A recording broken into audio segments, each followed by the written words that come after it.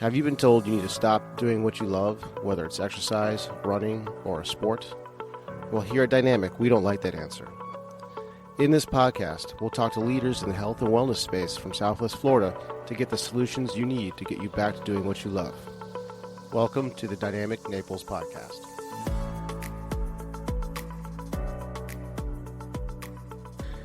What's going on in Naples? Today I want to talk about warm-up and recovery, and I'm going to probably end up using pickleball as an example, especially because this is Naples and pickleball is huge down here. So I got this idea because I get this question a lot in my clinic, what should I be doing for a warm-up? So first thing I want to mention is that's the only question I don't really get. What should I be doing after? And I think that is just as important. So we'll address both. We'll start with the warm-up. Now, here the idea is you want to get blood flowing. So at rest, your blood tends to pool towards your gut, especially if you just had a meal. Right? Your blood goes to help digest, and if you feel cold in the limbs after a meal, this is the reason why. Once you start moving your arms and legs, then the blood starts to move towards the periphery of your body because you're using those muscles and they demand blood. And blood is the nutrition, it's the fuel source, it keeps muscles wet and basically more mobile and flexible. So you want to look at what sport you're doing and determine what muscles, what movements you're going to do, and do warm-up type stuff specific to that sport. So for that, let's take pickleball, for example. So you're going to be, we'll start from basically the hands down. So you're going to be using your wrist a lot. There's a lot of flicking motion, you're trying to put spin on the ball. So you need to have a lot of wrist mobility. So I'd probably be doing, if you have any stiffness there, I would be doing something to mobilize the wrist. But basically, the muscles that control the wrist are really at the elbow. So that's why everyone gets tennis elbow, right? So I'd be doing a lot of stuff with the forearm to get some blood pumping there. And then, so the elbow, you don't have to worry about too much. Same with the knee. The elbow and knee are kind of like, I hate to say it, but kind of like stupid joints. They basically follow the instructions of the wrist and shoulder, and the knee, the ankle, and hip. So if you're doing stuff for your wrist and your shoulder, you're doing stuff for your elbow regardless. And the elbow's not really a joint that gets stiff, right? So moving on to the shoulder, you're obviously doing a lot with your lead hand with the shoulder. So I'd be doing stuff, you could do like a search for PNF. That's a type of movement pattern. That's basically what the forehand and backhand look like. I'd probably be doing like swings of some sort, or maybe taking a couple paddles together, like sort of it's a little bit weighted, and doing patterns very similar to a swing. You could do some arm circles, something like that, to warm up the joint. You need a lot of rotation, so we'll move on to the spine. You need a lot of rotation in pickleball and tennis and most sports in general. So I'd be doing something actively to rotate the spine. And then next would be your hips. Now there is a great drill that I'd like to do. It's called 27 squats. So that's going to be like squats in 27 different positions. So that basically challenges all the angles of the hip and ankle. That's a great way to actively warm up. So I don't know if you've been picking up on this. The whole idea is active, right? I'm not mentioning stretching. It's not that it's necessarily bad to stretch before a sport. It just doesn't do as much as we used to think it did. It doesn't seem to prevent injury. In fact, there's even studies that suggest that there's a temporary decrease in muscular output after static stretching. So static stretching is definitely not my go-to. You want to be active. You want blood moving. That's the whole idea. So that kind of covers the warm-up part. So the other part that doesn't really get talked about that much is recovery.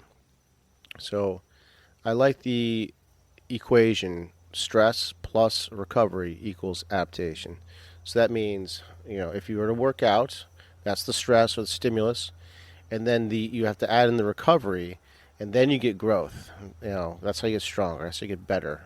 Same thing applies to sport. You need the recovery just as much as you need the stimulus. There's a great quote from the music industry. It goes something like, "The sound is just as important as the silence." Right. So this applies here. I mean, I see this constantly where I see someone go out and play, golf tournament 6 days in a row, and suddenly their back is flared up. Well, they haven't given their chance for their body to recover. So recovery, I kind of think of it in two phases. There's sort of the immediate recovery, like what you're going to do kind of immediately afterwards, and then sort of what you do with the rest of your day. So with the immediate afterwards phase, you also want to think active, right? So, but light. So what happens when you use your muscles? You basically create a mild degree of strain through them. And there's metabolic waste product. If you lift heavy or something like that, if you're doing heavy strenuous exercise, you actually micro tear the muscle, and that triggers like microscopic inflammation, which helps repair the muscle back stronger. But you're also left with this waste product, aka swelling. There's a mild degree of swelling. I don't want to say swelling. You're not going to like see it or anything like that, but there's going to be some internal waste product is probably the best word. And that does eventually need to get moved away from that area up into your chest where it actually drains. There is a system that's designed to do just that, and that's called your lymphatic system. So the lymphatic system is a lot like your blood vessels, your vascular system. The thing is, the vascular system has a heart that can pump, and it keeps the fluids moving constantly. Right, the lymphatic system does not have a pump. Well, it has lots of little pumps, and those pumps are your muscles. So, in other words, every time you squeeze your hand, or you're just walking in general, your calf moves. That's a pump that pushes that waste product that builds up, pushes up to your chest where it drains. That's how the lymphatic system works. So, light exercise is a great way to do that. So, just going for a 10-minute walk, or going for a swim, or ride a bike casually. This is a great way to sort of pump out that metabolic waste product. Then I'd probably consider soft tissue maintenance. So with sports, I always say you got to pay to play, right? You got to pay the toll. So you've used your muscles, you've beaten them up a bit, and now you got to give them some love. So this is where massage can be great, using a hypervolt, one of those like massage guns, doing scraping or cupping or foam rolling. All this stuff has the same effect to basically desensitize these muscles that have become sensitized from using them a lot. And and maybe you're creating some sort of passive effect on the lymphatic system, so maybe you're helping mitigate some of that waste product that develops. And then so with pickleball, think about the muscles you're using a lot. So forearms, okay, shoulders, hips. So maybe a lot of times we'll see groin strain. So maybe your adductor muscle, you could do some self massage on. Your calves, you could foam roll. The lateral hip, you can sit on a lacrosse ball or something like that, and just basically for just a couple of minutes is all it really takes per muscle group, just to sort of make it feel a little bit better. And then the rest of the day. So this is more the passive part. The downtime, this is where that quote that I brought up comes in. The silence is just as important as the sound. In fact, I think I said it backwards last time. Anyways, we're so good at stimulation, right, as a society. We're good at go, go, go. Starbucks in every corner. Go work out on your lunch break and come back and have another coffee and an energy drink and and all of that stuff. In sports, too, this is all sympathetic nervous system. It's your fight-flight system. Maybe you're not in a fight, but that part of your nervous system is active for most of the day. And what we're not good at doing is turning on the parasympathetic nervous system, which is, turning the alarm off. That's the relaxed system. A lot of the rebuilding of stuff happens in that system. Sleep happens in that system. Sleep, by the way, is your superpower. And if, you should always prioritize sleep over exercise, by the way. That's where, if you're not getting your sleep, you're not going to gain anything, really.